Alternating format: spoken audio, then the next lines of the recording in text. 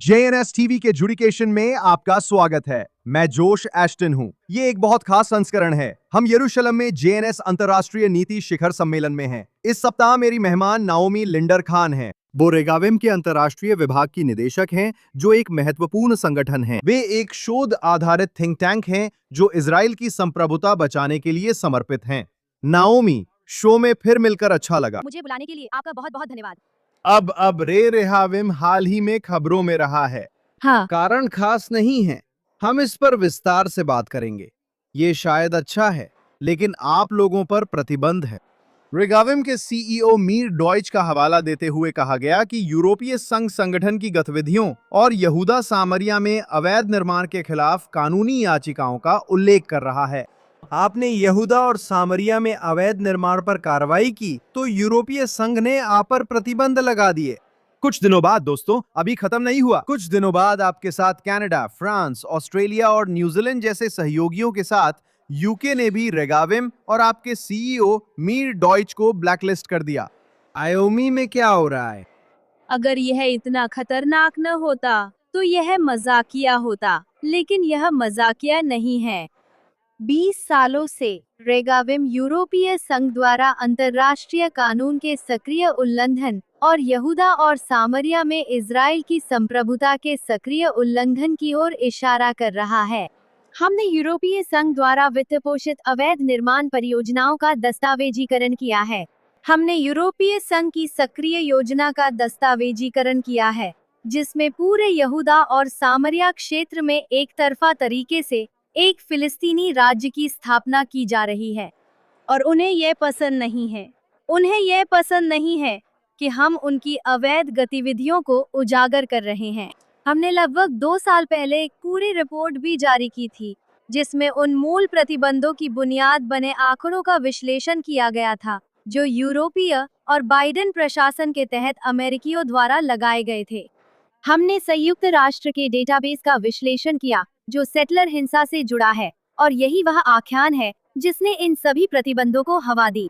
और हमने ये साबित किया कि यह एक बहुत बड़ा ब्लड लाइबल है, जो छोटे छोटे हालांकि दुर्भाग्यपूर्ण घटनाओं या यहूदिया और सामरिया में इजरायलियों द्वारा की गई हिंसा की बहुत ही छोटी प्रतिशत घटनाओं को बहुत बढ़ा चढ़ाकर पेश करता है। उन्होंने इसे एक आधार के रूप में इस्तेमाल किया है, एक ऐसा माहौल और कहानी बनाने के लिए जो यहूदिया और सामरिया की यहूदी आबादी, IDF और अंततः पूरे इजराइल राज्य को बदनाम करने को वैधता देती है। उन्हें हमारा काम पसंद नहीं आया, क्योंकि हमने उनके झूठ का तथ्य देकर विरोध किया, इसलिए वे हमें चुप कराना चाहते हैं।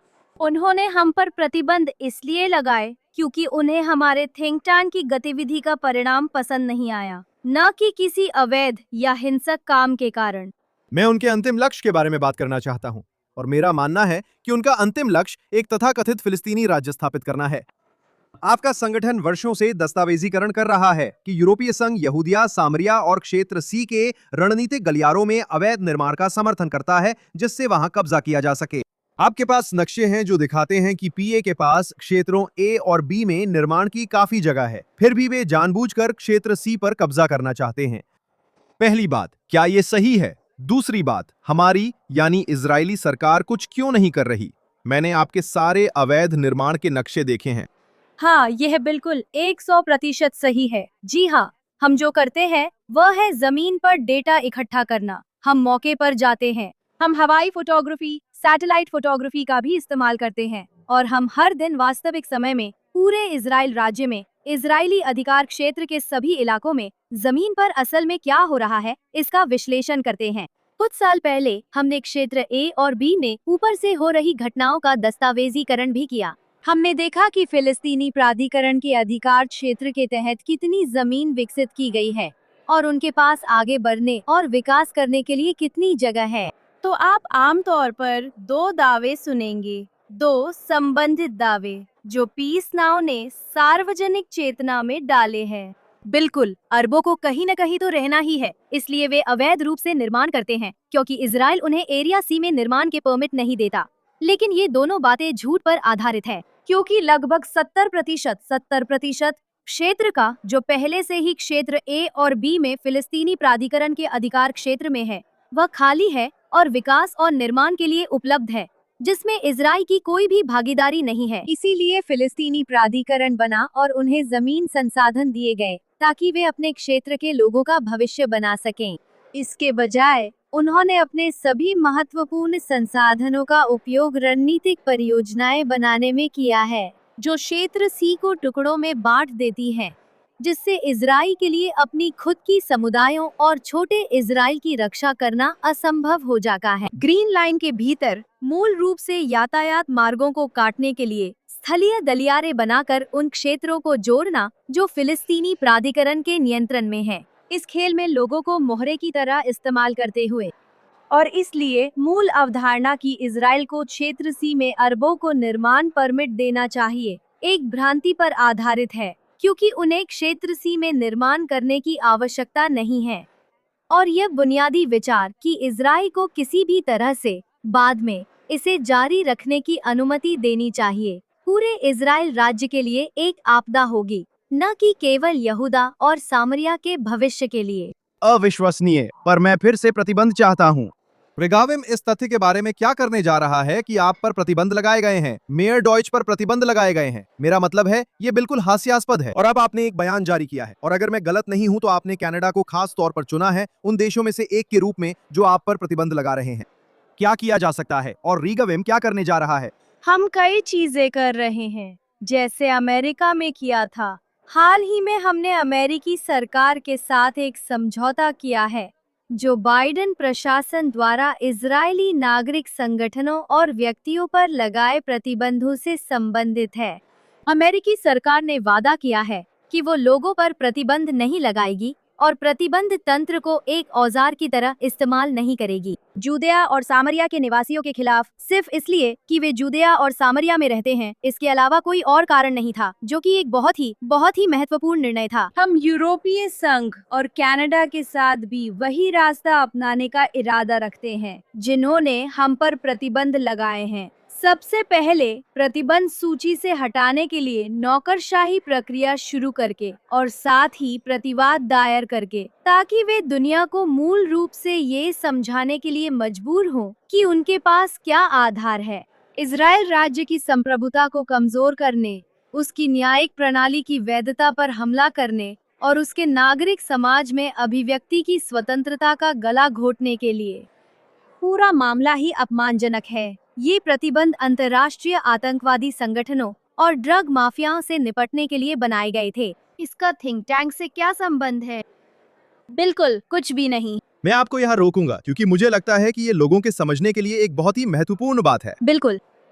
रेगाविम पर इन देशों ने प्रतिबंध लगाया था, लेकिन असल में इसका मतलब ये है, जैसा कि आपने मुझे समझाया, कोई भी एक व्यक्ति आज इस सम्मेलन या इजराइल में कहीं भी रहने वाला कोई भी इजरायली उनकी मान्यताओं की वजह से, उनके द्वारा किए जाने वाले काम की वजह से, जो कि स्पष्ट रूप से आपके मामले में है और कई अन्य मामलों में भी, रेगाविम, अहिंसक वकालत और वो कानूनी काम जो आप करते हैं, यहाँ कोई भी यूरोपीय संघ, कनाडा आदि के प्रतिबंधों का शिकार हो सकता है, सिर्फ इसलिए क्योंकि वे प्रेस को दिए उनके बयान से असहमत हैं। उन्हें उनका लुक पसंद नहीं, मुझे नहीं पता क्यों। उन्हें उनमें कुछ भी पसंद नहीं है। ये सिर्फ यहूदिया और सामरिया नहीं, बल्कि पूरे इजराइल और सभी इजरायलियों के लिए चिंता का विषय है। इसे समझाएं। बिल्कुल सही। आज हम हैं, लेकिन अगर कल राजनीतिक परिदृश्य थोड़ा बदल जाता है, तो यह किसी भी नागरिक समाज संगठन या किसी भी इजरायली नागरिक के साथ हो सकता है। अगर इजराइल की सरकार अपने नागरिकों की अभिव्यक्ति की स्वतंत्रता और अपने नागरिकों के व्यापार करने की स्वतंत्रता के लिए खड़ी नहीं होती, आवाज नहीं उठाती, तो हमारे सामने बहुत गंभीर समस्या आ जाएगी, क्योंकि यह और भी बुरा होता जाएगा। क्योंकि न सिर्फ राजनीतिक रूप से पहचानी जाने वाली संस्थाओं पर प्रतिबंध लगेगा, बल्कि अगला नंबर आईडीएफ का है और उसके बाद पूरी इजराइल राज्य का नंबर है। और यह बिल्कुल भी स्वीकार्य नहीं है, क्योंकि रेगाविम पर प्रतिबंध लगाने का जो तर्क दिया गया है, वह इजराइल की पूरी न्यायिक प्रणाली पर एक सूक्ष्म हमला है। वे एक मामले का हवाला देते हैं जिसमें हमने अदालत में याचिका दायर की थी ताकि इजराइल सरकार को कानून लागू करने को मजबूर किया जा सके। अगर यह अवैध या प्रतिबंध योग्य है, तो आप कह रहे हैं कि हमारी न्यायिक प्रणाली स्वतंत्र नहीं है, और उसकी कोई भूमिका नहीं है, और यूरोपीय संघ व उसके सहयोगी तय करेंगे कि इजरायली अदालतें किन मामलों पर और कैसे फैसला लेंगी, और आमतौर पर इजराइल सरकार कौन सी नीतियां अपना सकती है या नहीं, वही तय करेंगे। यह बहुत खतरनाक है। तो हम खुद को बचाने के लिए कदम उठा रहे हैं, लेकिन हम इससे कहीं ज्यादा चीजों की भी रक्षा कर रहे हैं। हाँ, लोगों को सच में ये समझने की जरूरत है। यही मुख्य बात है। ये सिर्फ रेगाविम के बारे में नहीं है। ये सिर्फ यहूदिया और सामरिया के बारे में नहीं है। ये असल में पूरे इजराइल देश के बारे में है। रेगाविम कई महत्वपूर्ण कामों में शामिल है। जो लोग हमारा पिछला इंटरव्यू नहीं देख पाए या संगठन से परिचित नहीं हैं, क्या आप बता सकते हैं कि आप फिलहाल किन चीजों पर काम कर रहे हैं इन प्रतिबंधों के अलावा? मेरा मतलब है, मुझे नहीं पता कि मे डॉयच कनाडा यात्रा कर सकते हैं या नहीं। मुझे नहीं पता कि अभी कोई वहां जाना चाहता है या नहीं, लेकिन आप जानते हैं जिस तरह से वे इजराइल के साथ व्यवहार कर रहे हैं उसके आधार पर। लेकिन आप ये समझाइए और बताइए कि रेगाविम इस समय आपके अन्य महत्वपूर्ण कार्यों के संदर्भ में क्या कर रहा है। मैं रेगाविन क्या करता है उसका एक सामान्य परिचय से शुरू करूंगी। रेगाविन 20 वर्षों से इजराइल की संप्रभुता की रक्षा कर रहा है, लेकिन एक बहुत ही अनोखे दृष्टिकोण से। हमारा मूल सिद्धांत यह है कि भूमि उपयोग नीति राष्ट्रीय संप्रभुता की सबसे बुनियादी अभिव्यक्ति है। भूमि संसाधन किसी भी देश का सबसे बुनियादी संसाधन है। बिना भूमि आप बहुत कुछ हो सकते हैं, लेकिन देश नहीं हो सकते। सही है। भूमि संसाधन का उपयोग कैसे, कौन और किस उद्देश्य से करे, ये फैसले ही असल में संप्रभुता की बुनियाद होते हैं।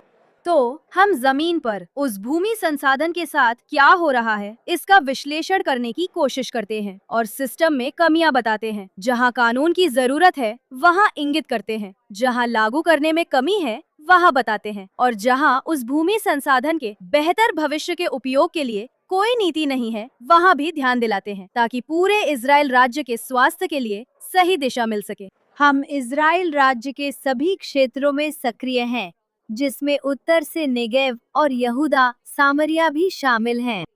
तो हम पिछले 2 वर्षों से यरूशलेम में बहुत सक्रिय हैं। हमने मूल रूप से लागू करने की प्रक्रिया में क्रांति ला दी है और इजराइल की योजना और निर्माण संहिता में संशोधन किए हैं और देश भर में अवैध निर्माण को 75% से भी अधिक कम कर दिया है। तो यह एक राष्ट्रीय अभिशाप था जो इस देश के भविष्य को खतरे में डाल रहा था, और अब हम देख रहे हैं कि यह नियंत्रण में आ रहा है। और आपने पहले कहा था कि यह सरकार कुछ नहीं कर रही है, वह वास्तव में सही नहीं है। आखिरकार पिछले कुछ वर्षों में पहली बार, उदाहरण के लिए 2025 में ये पहली बार था जब हमने देखा कि क्षेत्र सी में जितनी अवैध संरचनाएं बनाई गईं, उससे अधिक ढहा दी गईं। तो हम हालात को बदल रहे हैं।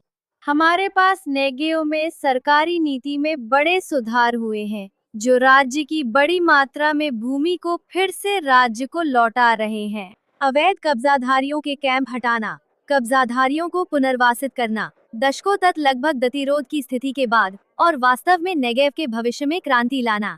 विकास और इजराइल के नागरिकों के लाभ के लिए कई बदलाव हो रहे हैं, लेकिन अभी भी बहुत काम बाकी है। ये प्रतिबंध हमें नहीं रोकेंगे, लेकिन ये चुनौती जरूर है। अभी हम सक्षम नहीं हैं। मेयर डॉयच: हाँ, लेकिन बाकी टीम के यूरोप जाने की अनुमति को लेकर हम निश्चित नहीं हैं।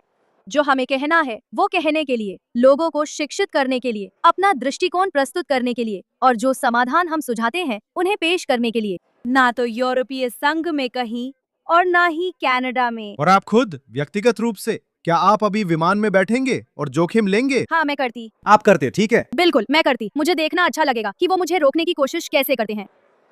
हमारा इरादा इससे चुप होने का नहीं है, और मुझे लगता है कि ये एक उचित चुनौती है। मैं ये भी बताना चाहूंगी कि हम में से कुछ, जैसे मैं खुद और हमारी सीईओ, दोहरी नागरिकता रखते हैं। हम अमेरिकी नागरिक हैं, और अदर अमेरिकी सरकार अमेरिकी नागरिकों की अभिव्यक्ति की स्वतंत्रता और असहमति पर लगाई गई सीमाओं के बारे में कहीं भी आवाज नहीं उठाती। तो हम बहुत खतरनाक रास्ते पर जा रहे हैं।